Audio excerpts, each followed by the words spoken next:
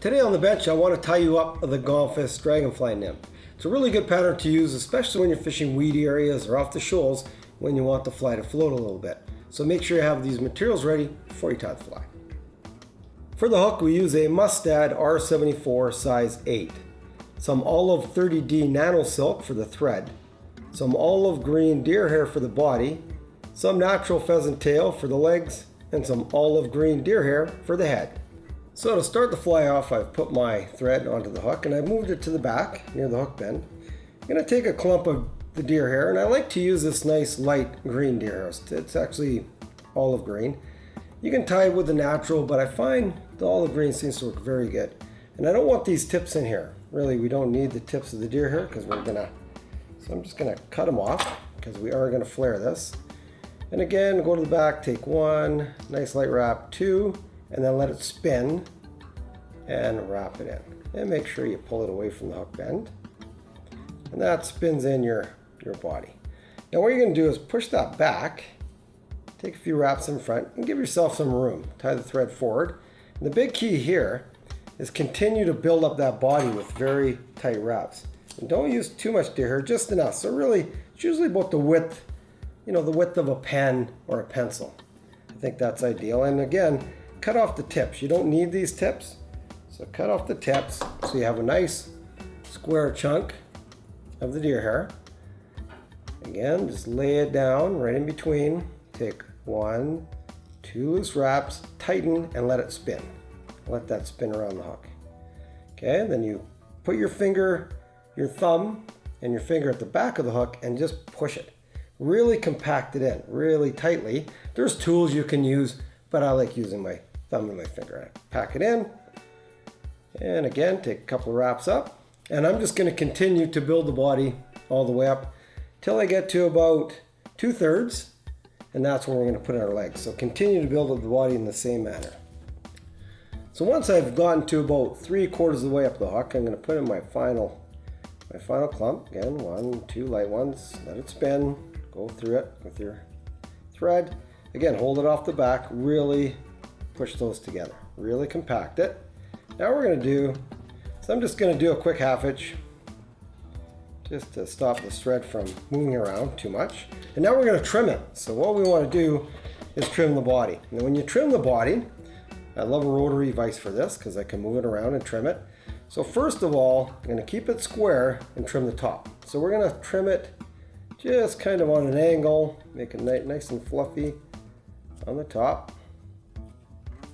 And these Gomphus have quite a fat body. So trim it fairly tight and taper it down to the back. Then what we're going to do is turn it upside down and just trim it real flat on the bottom. So just trim this, and you need a good pair of scissors, good long scissors.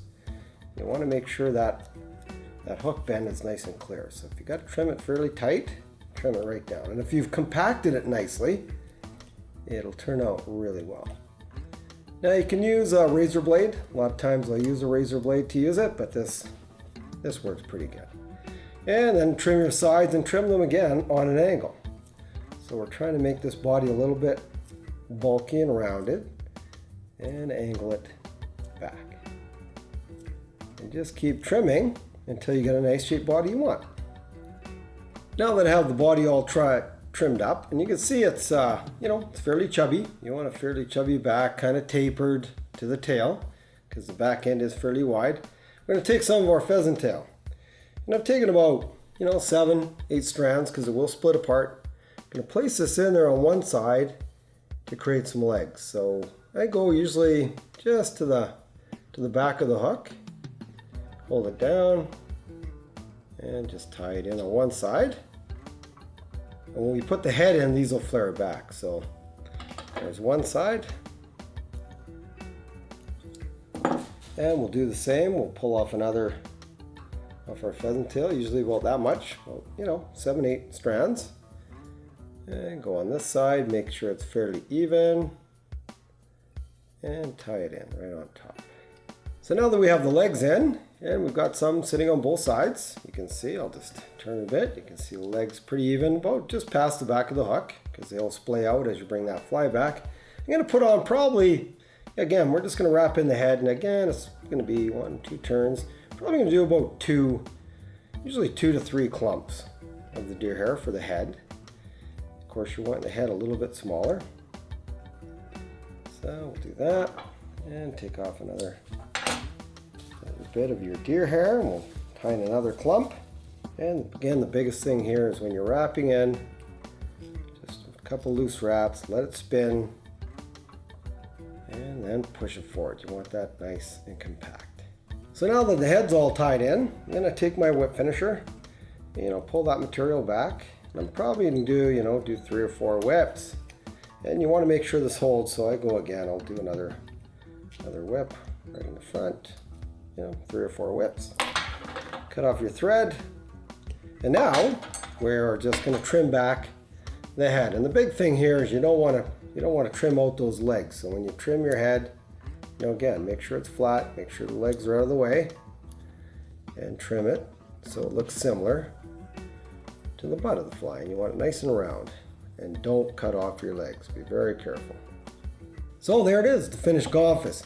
This is a great little pattern to use when you don't want to use a booby. When you don't want to use tequila or another fly, you actually want to use something fairly original, fairly unique to the water.